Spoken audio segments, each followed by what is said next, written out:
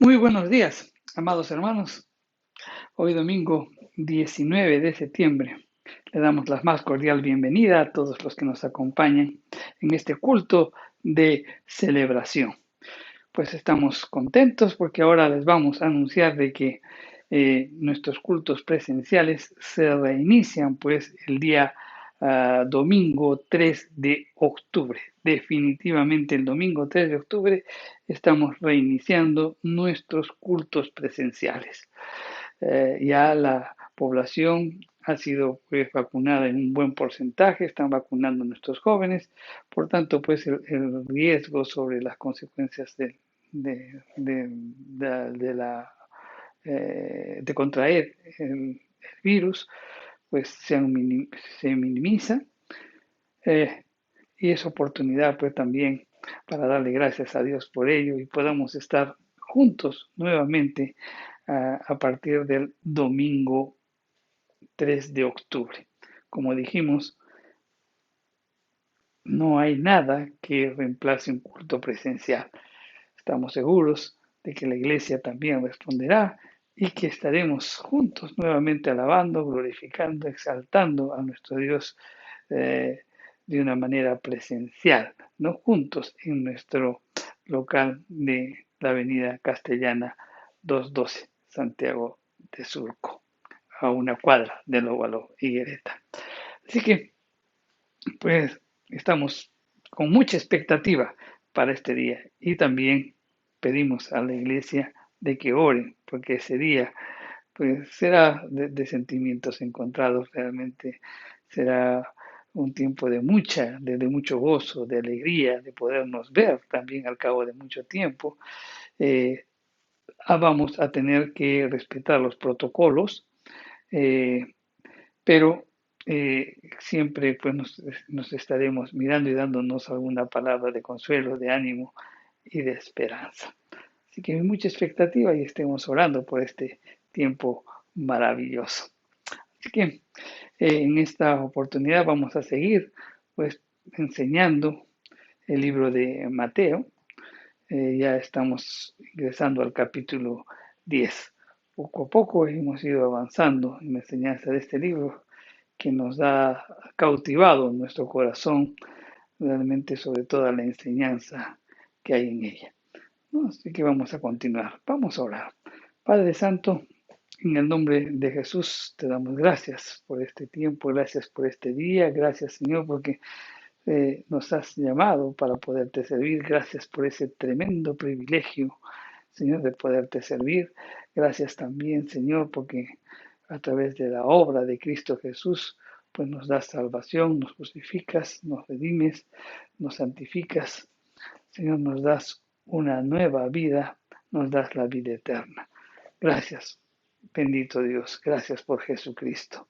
Señor, en esta mañana tu palabra va a ser expuesta, toca nuestra mente, toca nuestro corazón, habla totalmente a nuestro ser, Señor, y que nos invite a reflexionar, que nos invite a cambiar, que nos invite a renunciar, a echar fuera de nosotros todo pecado, toda opresión también que quiera alejarnos de ti, Señor. Oramos y que porque tu palabra, Señor, quede grabada en lo más profundo de nuestro ser, que podamos adquirir nuevos hábitos, esos hábitos que permiten que podamos estrechar nuestra relación contigo, Señor. Por eso háblanos, que estemos atentos a lo que tú nos vas a indicar en esta mañana, Señor.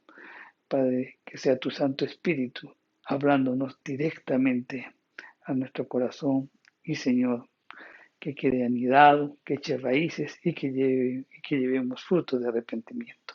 Todo esto te lo pedimos en el nombre de Jesús. Amén. Pues bien, como dijimos, vamos a seguir con nuestro libro, explicando nuestro libro de Mateo. Vamos a tocar el capítulo 10. Hoy nos toca los versos del 5 al 15. Así que vamos a leerlo. Y dice, a estos 12 envió Jesús y les dio instrucciones diciendo, por camino de gentiles no vayáis, y en la ciudad de samaritanos no entréis, sino id antes a las ovejas perdidas de la casa de Israel. Y yendo, predicad, diciendo, el reino de los cielos se ha acercado. Sanad enfermos, limpiad leprosos, resucitad muertos, echad fuera demonios. De gracia recibisteis, dad de gracia. No os proveáis de oro, ni plata, ni cobre en vuestros cintos, ni de alforja para el camino, ni de dos túnicas, ni de calzado, ni de bordón, porque el obrero es digno de su alimento. Mas en cualquier ciudad o aldea donde entréis, informaos quién en ella sea digno, y posad allí hasta que salgáis. Y al entrar en la casa, saludadla. Y si la casa fuese digna, vuestra paz vendrá sobre ella. Mas si no fuese digna, vuestra paz se volverá a vosotros. Y si alguno no os recibiere, ni oyere vuestras palabras, salid de aquella casa o ciudad y sacudid el polvo de vuestros pies. De cierto os digo que el día del juicio será más tolerable el castigo para la tierra de Sodoma y Gomorra que para aquella ciudad. Amén. Bien,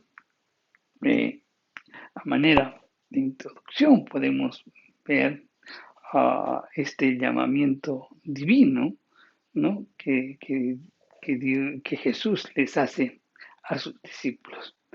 Una cosa tenemos que recordar que estuvimos conversando la semana pasada, y es que estos 12 hombres que escogió Jesús, estos 12 hombres no se ofrecieron para convertirse en discípulos y apóstoles, ni tampoco para que puedan ministrar en el nombre de Cristo. Ellos soberanamente fueron llamados y comisionados y enviados por Cristo mismo. Lo que el Señor pues le dijo a Jeremías puede aplicarse pues a cada uno de estos 12. ¿Y qué es lo que le dijo Dios a Jeremías? Está en Jeremías 1:5 y dice, antes de que te formaste en el vientre te conocí y antes que nacieses te santifiqué, te di por profeta a las naciones.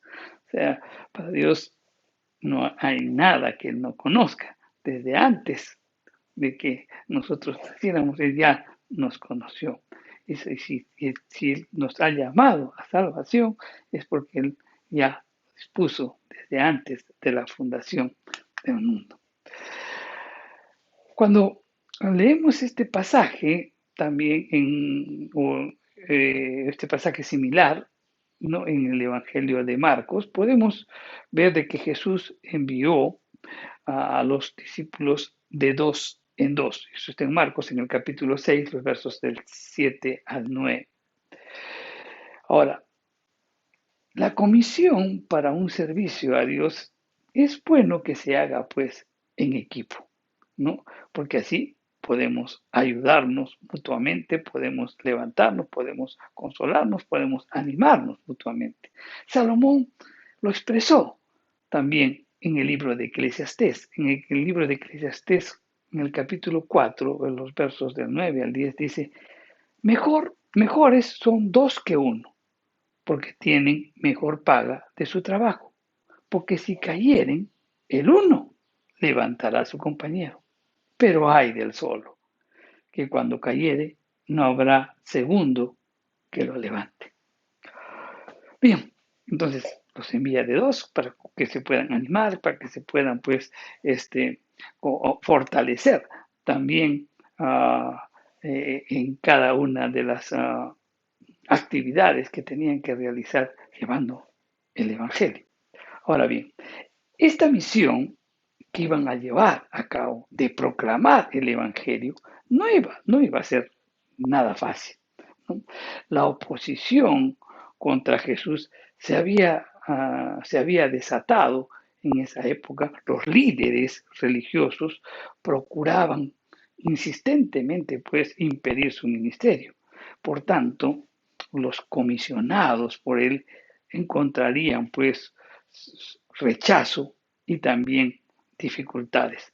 Además, una cosa también era muy cierta, que era la primera vez que la verdad del reino sería proclamada por alguien distinto al mismo Señor Jesucristo.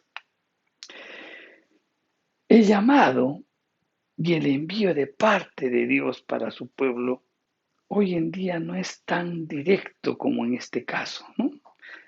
Porque ahí directamente Jesús estaba aquí en la tierra y directamente lo llamó y lo comisionó.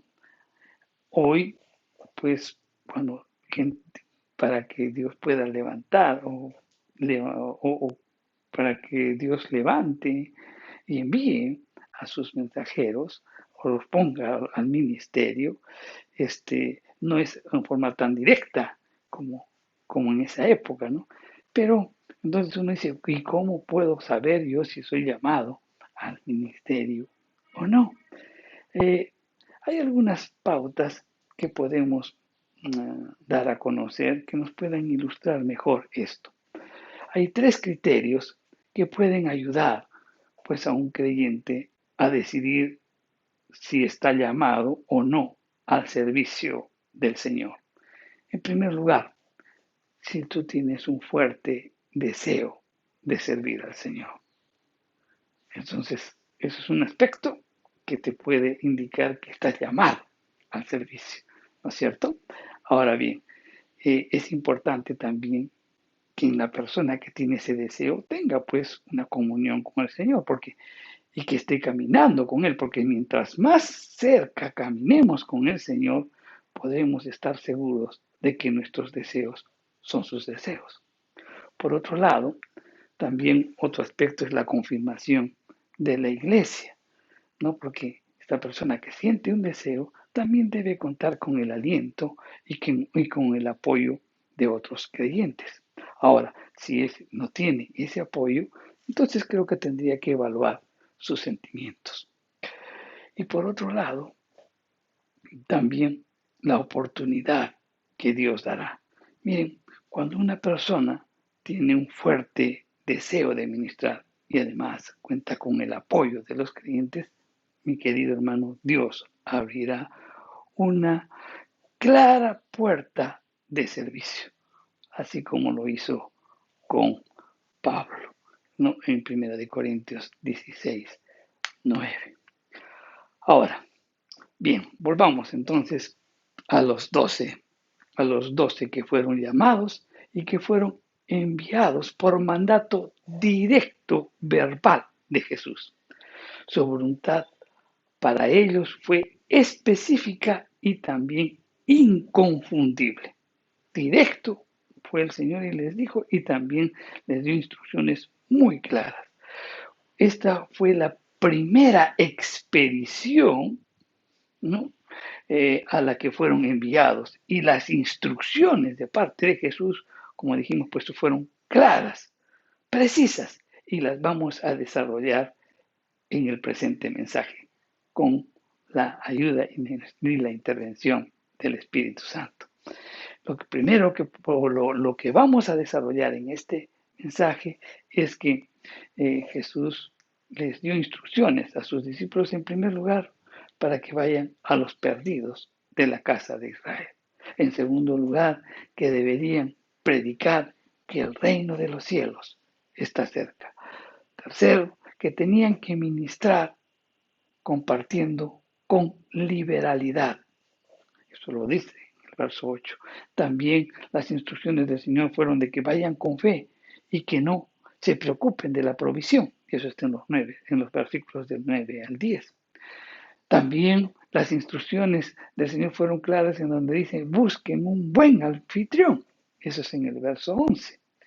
Y en los versos 12 y 13 nos dice que debemos concentrarnos en quienes son receptivos al Evangelio. Y en los últimos versículos que acabamos de leer, pues también les da instrucciones para que no pasen tiempo indebido con quienes persisten en rechazar el Evangelio. Todos estos puntos los vamos a desarrollar en esta mañana. Así que hay mucho que hablar, mi querido hermano. Entonces, pongámonos atentos a lo que Dios va a hablar a lo más profundo de nuestro corazón. La primera instrucción que Dios les da a los discípulos es que vayan a predicar a los perdidos de la casa de Israel. En el verso 6 lo dice esto. La primera instrucción, pues entonces es una prohibición concreta de no salir del territorio de Israel. Deberían ir deberían evitar el ir por camino de gentiles. O sea, tenían que mantenerse dentro de los límites de Israel.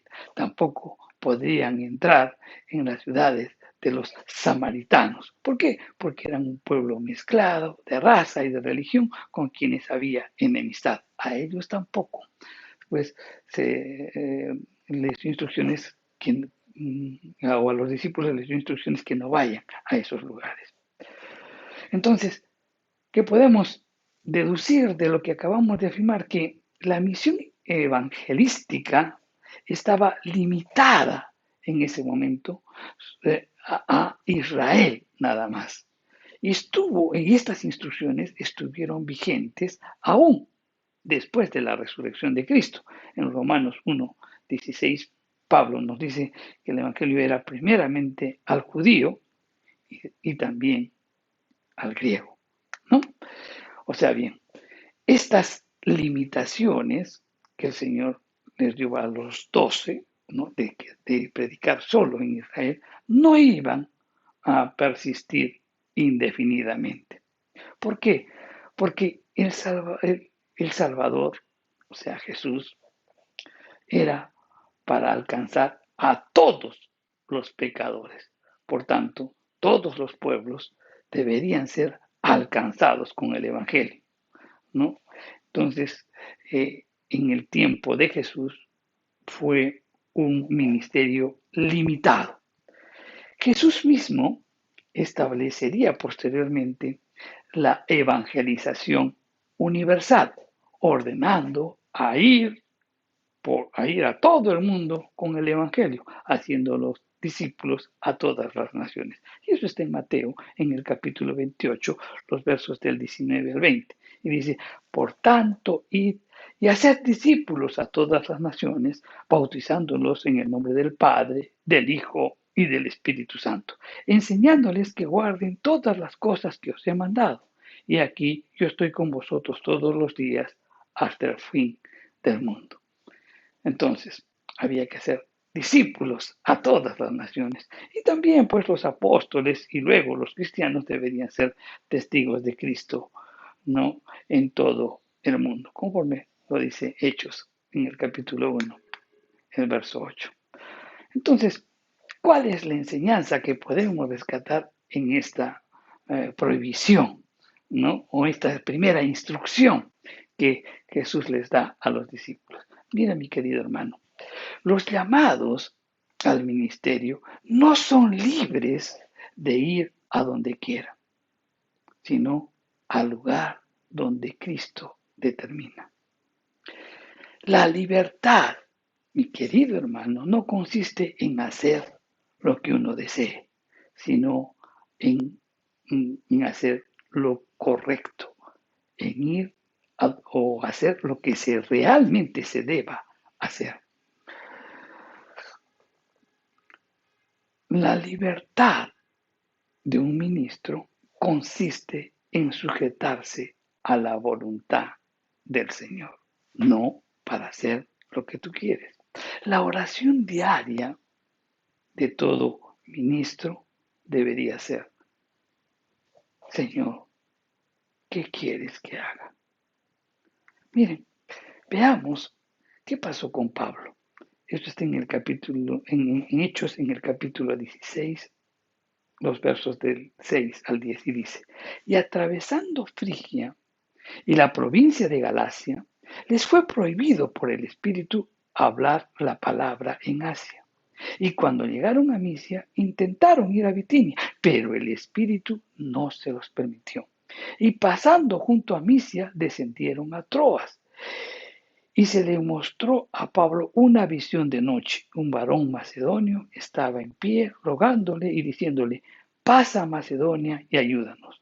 Cuando vio la visión, enseguida procuramos partir para Macedonia, dando por cierto que Dios nos llamaba para que les anunciaran el Evangelio. Miren, Pablo estaba haciendo una labor evangelística y estaba yendo a esos lugares en donde no se había predicado. Pero el Espíritu Santo les dice, aquí no, sino allá. ¿Sabes? Hay muchas cosas que de repente nosotros estamos haciendo para el Señor, pero no hacemos las cosas del Señor. Es importante que tengamos una comunión con Él y que seamos guiados directamente con Él. No podemos hacer lo que nosotros queremos, sino lo que Él quiere que hagamos.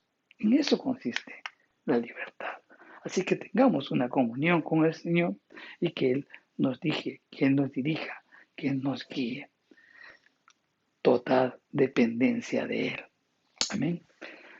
Segundo, también hay instrucciones de predicar que el reino de los cielos está acerca. Predicar es proclamar el mensaje.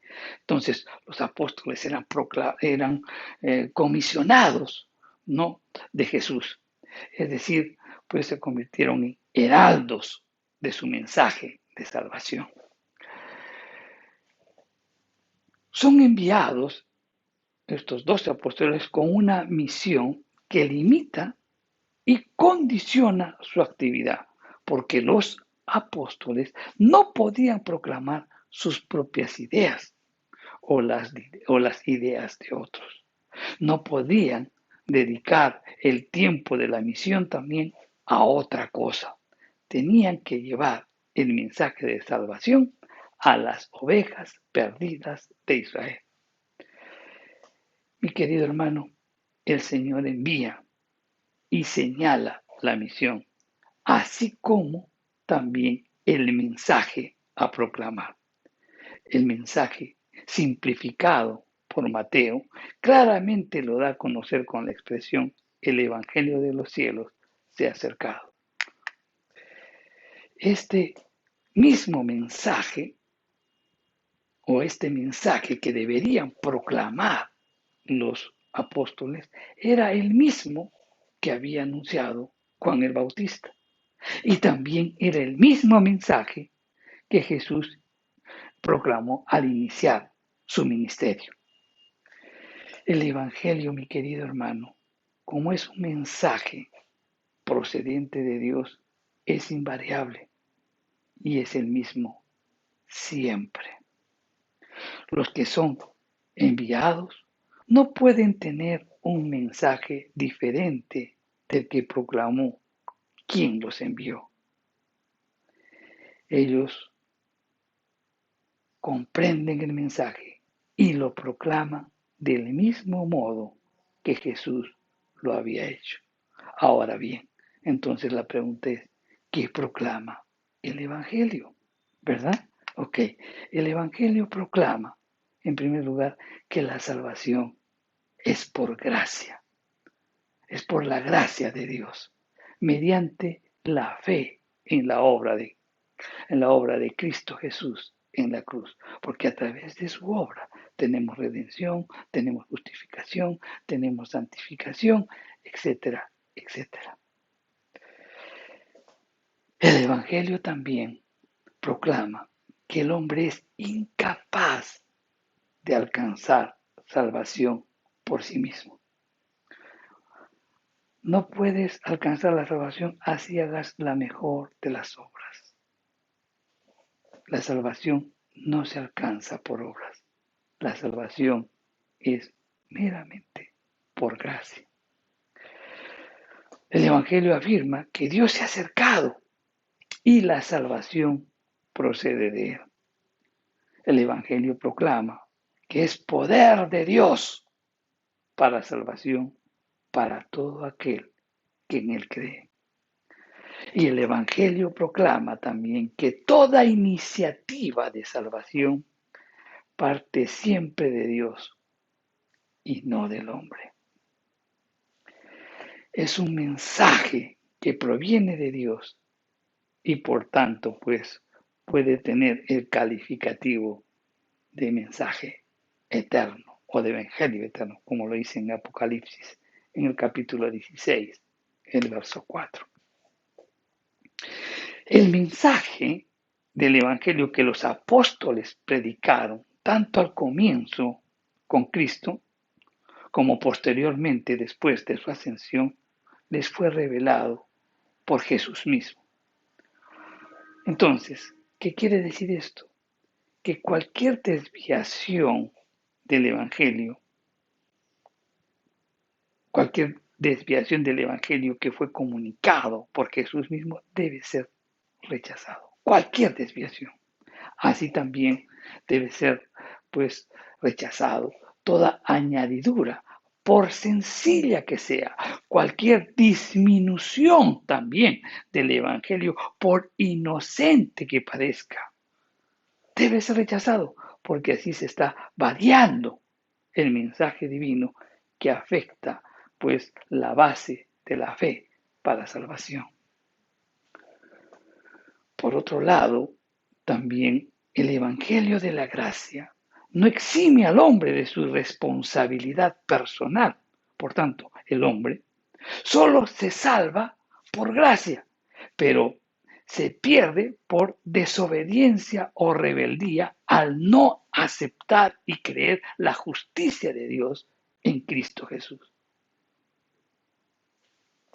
El hombre es libre de aceptar o rechazar la gracia del Señor, el regalo de Dios, la salvación de Dios. Si tú la rechazas, pues simplemente estás perdiendo la salvación. Pero si tú la aceptas, vas a ser salvo. Amén. Ok. Entonces, nuestra labor es predicar el Evangelio, el verdadero mensaje, sin añadir, sin disminuir. No estamos para predicar nuestras ideas, no estamos para predicar las ideas de otro, estamos para predicar el auténtico mensaje de salvación que enseñó Cristo, o el mensaje del Evangelio que enseñó Cristo. Otra de las instrucciones que les da nuestro Señor Jesús a los discípulos dice: ministren compartiendo pues con liberalidad. ¿Qué es ministrar con liberalidad? Ministrar con liberalidad pues contempla dos aspectos. ¿Cuál es el primer aspecto? Ellos deberían sanar a los que estaban enfermos, resucitar o literalmente levantar los muertos, limpiar leprosos y expulsar demonios. La misión entonces de estos 12 hombres era proyectar lo que el Señor Jesús estaba haciendo en muchos lugares. Ellos estaban alcanzando un territorio más amplio y al mismo tiempo estaban demostrando el poder del Evangelio a todas las gentes. Estas señales se cumplirían en el ministerio apostólico, pero esto no queda ahí, mi querido hermano, porque el Señor prometió a los suyos que evangelizarán, pues después de su ascensión a los cielos, una provisión de poder que les permitiría hacer los milagros que hizo Jesús durante su ministerio. Y esto está en Marcos, en el capítulo 16, los versos del 17 al 18. Y las escrituras nos dicen: y estas señales seguirán a los que creen. En mi nombre echarán fuera demonios, hablarán nuevas lenguas, tomarán en las manos serpientes, y si bebieren cosa mortífera, no les hará daño. Sobre los enfermos pondrán sus manos y sanarán. Miren, mi querido hermano, aquí las escrituras son muy claras. Las escrituras nos dicen que simplemente hay una provisión de poder para aquellos que realmente creen, aquellos que evangelizan, aquellos que proclaman el Evangelio. ¿Y cuál es esa provisión? Pues muy claro. En mi nombre echarán fuera demonios, harán nuevas, tomarán en las manos serpientes y si bebieren cosa mortífera no les hará daño, sobre los enfermos pondrán sus manos y sanarán. Ahora, muchas veces viene alguien con mucha propaganda y señala días de milagros, días en donde va a experimentar la gloria de Dios, etcétera, etcétera, y salen grandes carteles y la gente va en busca de señales. Pero la Biblia dice, mi querido hermano, que las señales te deben seguir a ti. Si tú eres un hombre que tienes comunión con el Señor, si tú tienes un hombre que continuamente predicas, vives el Evangelio, estas señales te deben acompañar, te deben seguir. Tú no seguir a las señales, sino las señales te deben seguir a ti. Es una promesa de Dios. Es una promesa que hay que hacerla viva en tu vida. Entonces, el ministrar con liberalidad implica este aspecto, pero hay otro aspecto, que el Evangelio de la gracia, mi querido hermano, es un regalo de Dios, quien salva por gracia mediante la fe, sin demandar nada a cambio. En Efesios, en el capítulo 2, los versos de 8 y 9, las escrituras nos dicen, porque por gracia sois salvos por medio de la fe. Y no es de vosotros, pues es un don de Dios, no por obras, para que nadie se gloríe. Entonces, si el Evangelio es un regalo de Dios y que ha sido recibido de esta única manera a quienes o por quienes predican, los que predican han recibido ese regalo de Dios, ¿no? De una manera gratuita, entonces también, si lo he recibido gratuitamente, también tengo que darlo gratuitamente. En eso consiste también, pues, que podamos ministrar con liberalidad. O sea, hay que sanar enfermos, orar por los enfermos, ¿no? Echar fuera demonios, etcétera, etcétera. Pero también, si de gracia hemos recibido el Evangelio, pues también debemos dar de gracia.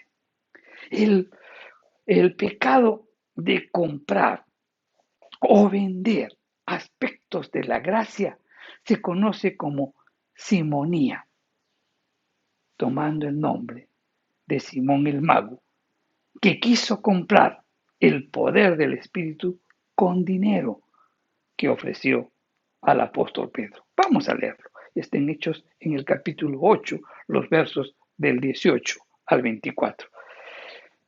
Y la escritura dice, cuando vio Simón que por la imposición de las manos de los apóstoles se daba el Espíritu Santo, les ofreció dinero, diciendo, dadme también a mí ese poder, para que cualquiera a quien yo impusiere las manos reciba el Espíritu Santo.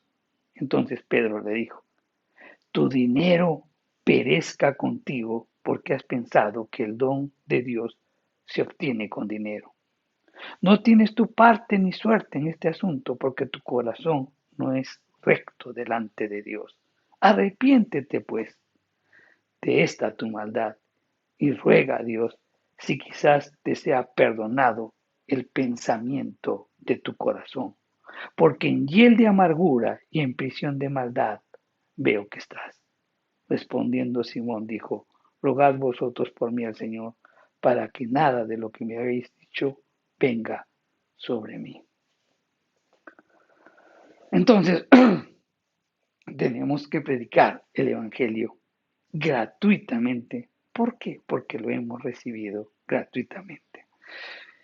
Si hemos recibido el poder de Dios también para orar por los enfermos y que los enfermos puedan sanar, hemos recibido el poder de Dios para expulsar fuera demonios y eso lo hemos recibido gratuitamente, debemos darlo gratuitamente. Si hemos recibido el Evangelio, ¿no? El Evangelio gratuitamente, también debemos darlos gratuitamente. Entonces, ¿qué te quiero decir esto? Que este principio no excluye, pues, de repente a los que predican el Evangelio su vida y de repente están dedicados a tiempo completo, porque ellos viven del Evangelio, ¿verdad? Pero, mi querido hermano, ellos siempre deben tener claro o de siempre lo deben guardar en su corazón que eso que reciben es en forma voluntaria, ¿no? Como manifestación de reconocimiento y de gratitud, pero no pueden tener en su corazón, ¿no? Como que están recibiendo un estipendio por el trabajo realizado. Jamás debe estar eso en el pensamiento del que predica o el que se dedica a tiempo completo, porque lo que se recibió fue de gracia y de gracia lo debe ser. Si bien es cierto, trabaja y tiene una remuneración, pero esa remuneración no la debe considerar como una retribución al trabajo hecho, porque lo que él recibió, lo recibió de gracia. Y Dios siempre mira las intenciones de nuestro corazón. Nadie debe pensar en predicar el Evangelio por precio. Perdón. ¿Por qué? Porque cuando Cristo vino, anunció el Evangelio y nos dio un ejemplo de una vida de una vida entregada. Nos dio una entrega personal que debemos aprender. Quien sigue a Jesús no debe pensar, pues, en enriquecerse. ¿Por qué? Porque Él se hizo pobre, siendo rico, para que los pobres fuesen, por su pobreza, enriquecidos. Vamos a leer, está en Segunda de Crónicas, Segunda de Corintios, el capítulo 8, el verso 9. Dice, porque ya conocéis la gracia de nuestro Señor Jesucristo, que por amor a vosotros hizo pobre, siendo rico, para que vosotros en su pobreza fuiseis enriquecidos. Segunda de Corintios 8:9. No olvidemos de eso. Otra instrucción que también el Señor les da a los discípulos, dice, vayan con fe y no se preocupen de la provisión. Eso lo dicen los versos 9 y 10. Miren, la instrucción de Jesús, por lo que hemos leído en estos versículos, pues las instrucciones de Jesús determinaba pues la urgencia de llevar a cabo la comisión en obediencia pues a su mandato. Por tanto, pues los enviados no deben ocupar tiempo en buscar los recursos necesarios para el viaje que tengan que emprender. El Señor que los llamó y que los envía se ocupará pues de la provisión que cada uno necesita para el día. Para que pueda entenderse mejor estas instrucciones del Señor y le dice, miren, hay que hacerlo rápido, ¿no? Y eso demanda la urgencia de predicar el Evangelio. No se preocupen de las provisiones porque yo les voy a dar. Eso es lo que les estaba diciendo, tengan fe. Ahora, y para que lo tengan más claro, pues el Señor globaliza todos los recursos posibles, ¿no? Señalando, por ejemplo, que no se provisionen de oro, que era un metal de mucho valor, y desciende hasta luego a llegar al bronce, que tiene un valor de repente menor o un valor insignificante, ¿no? Le dicen, miren, no se preocupen de eso, ni tampoco también se preocupen de llenar sus alforjas para el camino, ni lleven túnicas, ni calzado, ni de bordón. No se preocupe absolutamente de nada de esto. Jesús estaba enseñando con esta expresión que el siervo depende de él para todos, para todo, porque él se encargará de provisionar lo necesario para que puedan realizar una buena labor. El que sirve a Dios, llamado y enviado por él, depende enteramente de su provisión y de su cuidado. Eso debemos tener muy en cuenta. que continuamente seremos pobrados. El llevar el mensaje de salvación es urgente. Les estaba diciendo a los apóstoles, es urgente. Les está diciendo, miren, en esa época les estaba diciendo, es urgente. Y hoy también es urgente llevar el mensaje de salvación. Y debemos hacerlo con fe, confiando en que el Señor proveerá lo necesario para que podamos cumplir el objetivo trazado. La verdadera madurez espiritual en el campo del servicio se expresa, pues, en las palabras del apóstol Pablo. En Filipenses 4, del 11 al 13, dice, no lo digo porque tenga escasez, pues he aprendido a contentarme cualquiera sea mi situación. Sé vivir humildemente y sé tener abundancia en todo y por todo estoy enseñado. Así para estar saciado como para tener hambre, así para tener abundancia como para padecer necesidad. Todo lo puedo en Cristo que me fortalece. Este último versículo que mal es aplicado, que mal es enseñado. Pues si nosotros lo leemos claramente, Pablo está diciendo, miren, a mí me han encargado predicar el Evangelio, lo he predicado y he tenido momentos de necesidad. También he tenido momentos de abundancia. En todo he sido enseñado. He sido saciado cuando he tenido hambre y también he contado con la sabiduría, pues de saber administrar cuando tenía abundancia. Todo lo puedo en Cristo que me fortalece. Es lo que nos está enseñando Pablo. Entonces, tan igual, ¿no? Que como Dios asistió al apóstol Pablo, ¿no? En su necesidad y también en su abundancia, así también Dios a quienes llama a su servicio en todos los tiempos y en todo lo que necesiten, Él lo sustentará. Jesús indica además la razón por la que no deberían hacer provisión para sus necesidades cotidianas. Jesús, ¿y cuál era esa razón? Pues Jesús los enviaba, ¿no?, al campo de labor. Los enviaba al campo llevando, o sea, tenían que realizar el trabajo de llevar el evangelio a las gentes. Ahora, si estas gentes recibían esa provisión espiritual, gozosamente, pues darán a los mensajeros lo que necesitan para su provisión material. Jesús dijo, porque el obrero es digno de alimento. Simplemente tú tienes que, si tú vas y llevas el evangelio y ellos el evangelio lo van a recibir, simplemente, mi querido hermano, pues vas a ser proveído para todas sus necesidades.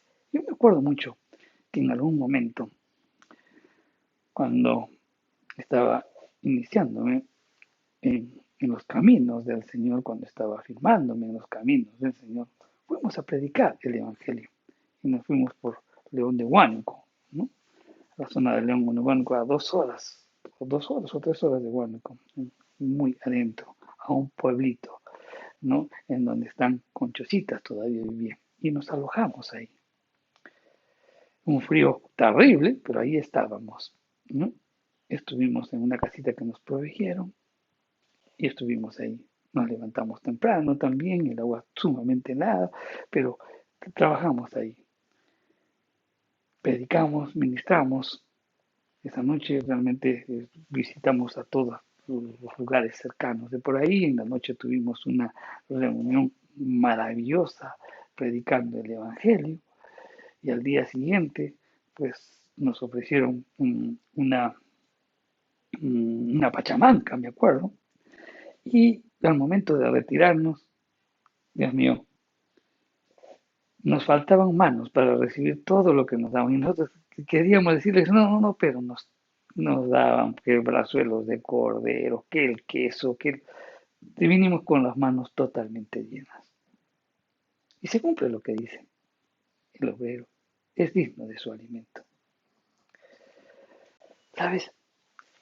Los enviados no deben tener deseos avariciosos que los hagan buscar en el ministerio el enriquecimiento. Eso, mi querido hermano, debe evitarse. Pero al mismo tiempo, eso no exime de nuestra responsabilidad de atender a quienes son objeto pues de este trabajo espiritual, porque así como ellos pues proveen esa provisión espiritual, nosotros también debemos proveer el alimento para quienes ministran. Las instrucciones del Señor también le dijeron, busquen a un anfitrión digno. Y esto lo dice en el verso 11. Digno no significa que sea rico, no significa que sea influyente, sino se refiere al carácter espiritual y moral del anfitrión. Los predicadores del Evangelio no pueden pues hospedarse en cualquier lugar porque podría perjudicar la misma reputación personal. Ninguna persona, mi querido hermano, es indigna de ser alcanzada por el Evangelio, pero no todas son dignas de hospedar a un evangelista. Hospedarse en una casa digna dignificaba pues el Evangelio, dignifica el Evangelio. Una persona de mal testimonio no es digna pues de hospedar a un mensajero del Señor. De la misma manera, pues, que el evangelista debe cuidar, que también debe evitar, pues, comentarios cuando de repente vaya a hospedarse a la casa de las viudas o de las hermanas solteras que viven solas. Entonces él también tiene que, pues, tomar las precauciones para evitar alojarse en sitios en donde puedan afectar no solo a él, sino también al Evangelio. El Señor Jesús nos dio un ejemplo de ello. Por ejemplo, el Señor predicaba, ¿no? Y comía con publicanos y pecadores, pero se hospedaba siempre en lugares dignos, como era en la casa de sus amigos en Betania o en la casa de Pedro. Es interesante notar que en las instrucciones que el Señor les da a estos 12 discípulos o a estos 12 apóstoles, no les instruye el lugar donde deben predicar, sino les dice el lugar que deben escoger para hospedarse, ¿no? Entonces está resaltando así. En esas instrucciones, pues estas dos cosas podemos notar inmediatamente. No les dice dónde tienen que predicar, pero sí también les dice que dónde tienen que hospedarse. Ahora, ¿por qué no les señaló el sitio solo prediquen aquí o acá o allá? Ellos estaban limitados porque les dijo, ya, no pueden predicar fuera de Israel, pero en lugares específicos no lo hizo. ¿Por qué? Porque la predicación no tiene pues un espacio determinado para llevarse a cabo. Uno puede predicar en una plaza, uno puede predicar en un camino, uno puede predicar en el campo, uno puede predicar en las montañas, uno puede predicar a la orilla del mar, desde una barca o de una casa. Jesús lo hizo en todos esos lugares. Y Jesús lo hizo. Y también nosotros también deberíamos hacer lo propio. Una vez que se hallara ese lugar satisfactorio donde quedarse, la orden era posad allí hasta que salgáis. Es otro aspecto también que tenemos que meditar. Mira, el ministro no debe estar buscando oportunidad para lograr un alojamiento mejor. E incluso debería rechazar cualquier ofrecimiento voluntario, no que le invite a salir de la casa donde se alojó. ¿Por qué? Para evitar agraviar al anfitrión original. Todo debe hacerse en amor. El único enfoque que debe estar en el evangelista es concentrarse con lo que tiene y con el lugar en donde está posando. Y esto le servirá de testimonio para quien ministra. Por otro lado, también el contentamiento y la satisfacción humilde también va a beneficiar la vida espiritual del mismo ministro. Pablo nos asegura, ¿no? En 1 Timoteo 6:6, la gran ganancia es la piedad acompañada de contentamiento.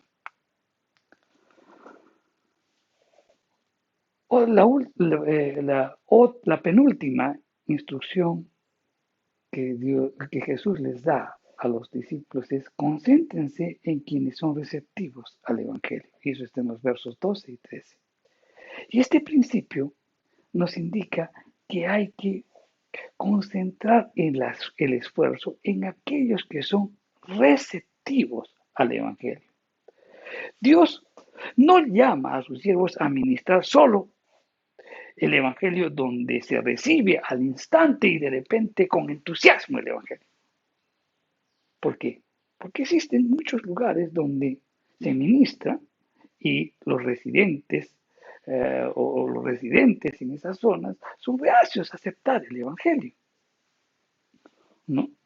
El enfoque del ministerio en cualquier región o en cualquier circunstancia debe estar pues dirigida a las personas que son más receptivas, a los que tienen hambre y sed de justicia. ¿Por qué? Porque la promesa del Señor es que a los que tienen hambre y sed de justicia serán saciados, o sea, serán satisfechos, quedarán satisfechos.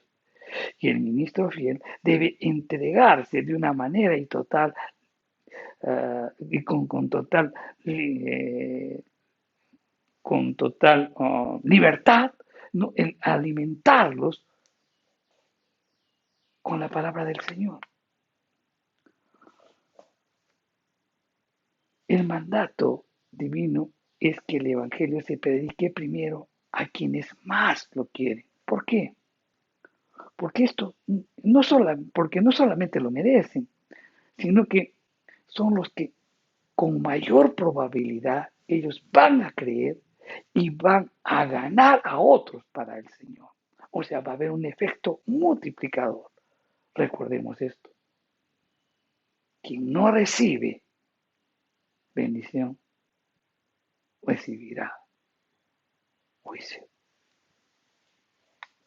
La última instrucción que Jesús les da a los discípulos es que no pasen el tiempo indebido con quienes persisten en rechazar el Evangelio. Y este principio pues es el reverso del anterior. Jesús declaró: mas si la casa no fuese digna, vuestra paz se volverá a vosotros. O sea, es una expresión oriental que significa retirar el favor o la bendición. Miren, acá vamos a hacer una serie de palabras que quiero que lo entiendan, ¿no? Miren, el mensaje puede ser rechazado por alguno. De hecho, es rechazado por muchos, ¿verdad? Habrá ocasiones que tanto ellos como el mensaje serán rechazados. Los dos serán rechazados, el mensajero y el mensaje. Ahora bien, el desprecio al mensaje, cuando uno rechaza el mensaje, a veces o a menudo, ¿no? También va unido al desprecio por el predicador. Pero cuando desprecian al predicador, siempre va unido el desprecio al mensaje. Entonces, indiscutiblemente, pues quien desprecia al enviado, desprecia también al que lo envió. ¿Y quién es el que lo envió? Jesucristo. Entonces, ¿a quiénes están rechazando? A Jesucristo mismo. Si la gente rechazaba a los apóstoles, estos deberían dejar el lugar. Los mensajeros del Señor podían esperar ser rechazados por algunos. Y al ser rechazados, el mensajero debería hacer dos cosas, les dice el Señor. En primer lugar, deben dejar la casa o la ciudad. Y el segundo, deberían sacudirse el polvo de sus pies. Ahora bien, todos entendemos lo que es dejar la casa, pero ¿qué simboliza el sacudirse el polvo de los pies? Era un símbolo en el cual pues daban a conocer que se habían perdido la oportunidad. En segundo lugar, era un símbolo de que la maldad de ellos era tan detestable que contaminaba incluso el suelo donde estaba sentada la casa o la ciudad. Era un símbolo también que daban a entender visiblemente que la consideraban aquella casa o aquella ciudad como inmunda a causa del rechazo voluntario del Evangelio. Y también era un símbolo de que Dios los rechazaría porque ellos habían rechazado a Dios. El rechazo del mensajero de Dios y del Evangelio condena a una persona a un terrible juicio. El juicio sobre esta persona será incluso más severo que el juicio de Sodoma y Gomorra. Recordemos que estas ciudades fueron castigadas por Dios a causa de su pecado y quedaron registradas en las Escrituras como ejemplo de perversidad. Ahora bien, escucha bien esto.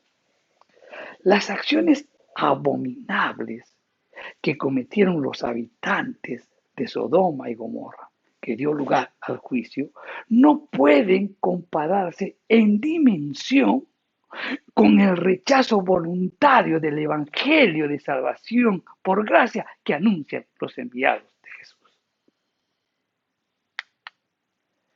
El juicio a esta persona que rechace el Evangelio será más severo, porque la Biblia enseña que Dios en su justicia establece diversos grados de castigo. El castigo será según sus obras, y eso lo dice en Apocalipsis en el capítulo 20, los versos 12 y 13. Es decir, el grado de culpabilidad en materia de pecado no se mide por quien la comete, sino por quien la recibe. Si yo peco contra mi hermano, le ofendo, le robo, es a mi hermano. Yo seré castigado porque le he ofendido a mi hermano. ¿No es cierto? Ok. Pero si yo rechazo el Evangelio, a quien he afectado es a Cristo. Estoy rechazando o estoy afectando al propio Hijo de Dios. Por esa razón, el castigo será más severo. El grado de culpabilidad en materia de pecado no se mide pues por quien la comete, sino por quien la recibe. Entonces, quien rechaza el Evangelio está rechazando al propio Hijo de Dios. No olvidemos, mi querido hermano, que Dios es un Dios justo. Por tanto, el castigo recibido tiene que ser necesariamente justo. Los hombres y las mujeres tienen la oportunidad de aceptar o rechazar la provisión salvífica de Dios. Y esa decisión va a acarrear consecuencias personales, buenas o malas. Y esto se va a proyectar a perpetuidad en el estado eterno. Si aceptaste, pues irás a salvación, estarás en la presencia de Dios. Si lo rechazaste, irás a los infiernos. Jesús se refirió pues a lo intolerable que este castigo resultará para quienes no atendieron a los que enviaron o a quienes envió el mensaje de salvación. Los moradores de Sodoma y de Gomorra, ciudades de ejemplo de corrupción y pecado, recibirán un castigo más tolerable que los rebeldes al llamamiento celestial. ¿Por qué? Porque ellos se negaron a recibir el mensaje de salvación. Y eso es que se negaron a recibir el mensaje de salvación, tendrán que oír para siempre las palabras que Abraham le dijo al rico Lázaro en la parábola. Y eso está en Lucas, en el capítulo 16, el verso 25. Y dice, pero Abraham le dijo, hijo, acuérdate que recibiste tus bienes en tu vida y Lázaro también males, pero ahora este es consolado y tú atormentado. Vamos a orar. Padre Santo, te damos gracias por tu palabra, Señor. Gracias, Señor, porque hoy nos hablas sobre los principios para tener un ministerio eficaz. Señor,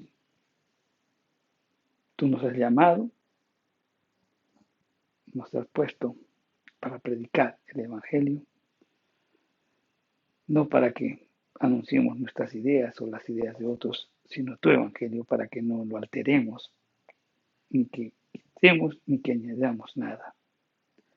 También, Señor, tú nos das instrucciones muy claras sobre lo que debemos hacer, a quiénes debemos hacer. Debemos depender absolutamente de ti. No debemos de estar preocupados en cuanto a lo que a nuestra provisión, porque tú eres el proveedor y tú nos darás lo necesario para hacerlo. Señor, también pues estamos aprendiendo, Señor, que la oportunidad del Evangelio tú se lo das a todos y está en nosotros si la aceptamos o rechazamos. Señor, oramos porque tu Santo Espíritu continuamente siga redarguyendo de pecado, de justicia y de juicio a todas las personas. Señor, que tu Santo Espíritu actúe en la vida de las personas y en este momento oro tal vez por ti, mi querido hermano, que estás oyendo este mensaje y de repente pues estás diciendo, yo quiero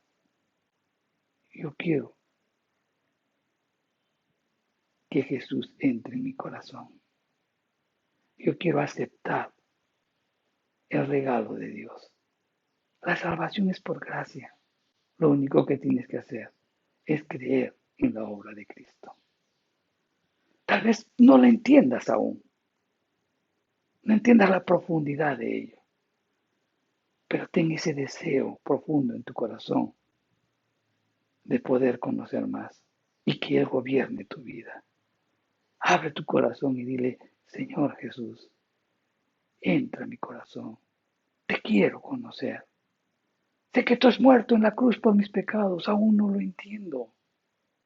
No entiendo la profundidad de ello, pero yo lo creo.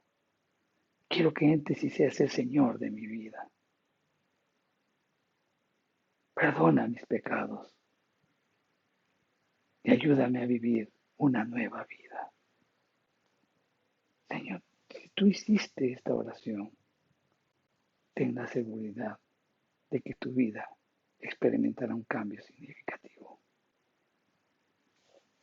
Señor, te doy gracias por tu palabra, gracias por lo que tú has hecho, gracias por aquellas personas que tomaron esa decisión por ti. Los bendigo, Padre Santo, en el nombre de Jesús. Amén. Mi querido hermano, pues recordemos estos principios que nos permitirá tener un ministerio eficaz. Amén. Bien, recordándoles que iniciamos nuestros cultos presenciales el domingo 3 de octubre. Oremos por ello. Oremos porque el Señor siga proveyendo pues todo lo que necesitamos para poder eh, eh, realizar nuestros cultos en forma normal, ¿no? Eh, eh, por esto de la pandemia hay muchas cosas que hay muchas cosas que hemos aprendido y que tienen que seguir prevaleciendo, ¿no? Y estamos pues adquiriendo algunas cosas, algunos software, ¿no? Que nos permitan también mejorar nuestras transmisiones en el Internet, puesto que los mensajes también van a estar grabados en el Internet, pero la alabanza y la adoración no, porque la alabanza y la adoración la haremos en el local y que Dios nos proveyó para que en forma conjunta pues estemos adorando, glorificando y alabando a nuestro Dios. Oremos por ello, mi querido hermano. Que Dios los bendiga. Recuerda, eres bendecido para bendecir.